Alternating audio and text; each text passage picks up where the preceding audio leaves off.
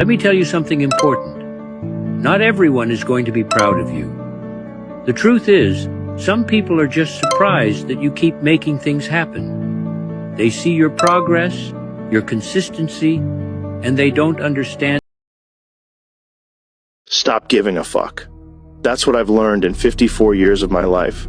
For years, I worried too much about what others thought, or trying to please everyone, trying to fit in. You know what it brought me? Nothing. Nothing but stress and regret. Life isn't meant to be spent living for others. It's about living for you.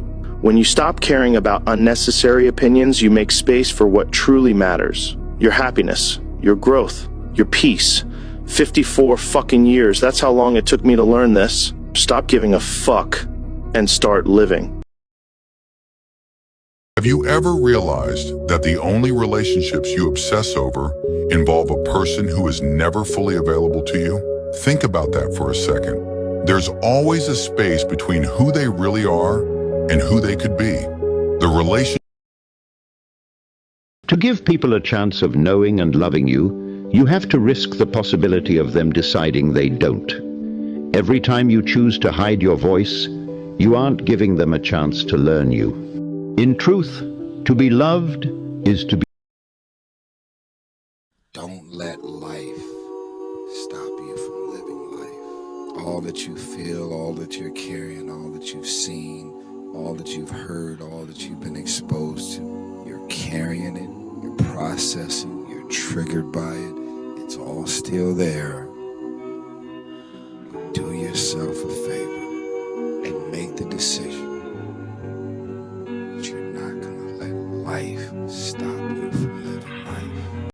You're tired? Great, get to work. You're heartbroken? Great, get to work. Because if you can show up to work every single day despite of what you're going through, you're going to develop an unstoppable version of yourself. So when real hard times come, not just people's opinions, but real hard times, you will not only be ready for it, but you will dominate those hard times. You'll make it look easy. People will look at you and be like, what are you? And you're gonna respond by saying, I'm just that person that was willing to work a little bit harder than you.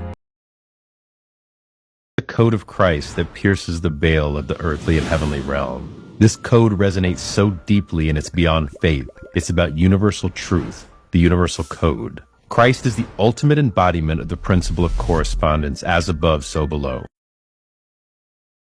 The pineal gland has tiny little cilia, hair-like extensions all around it.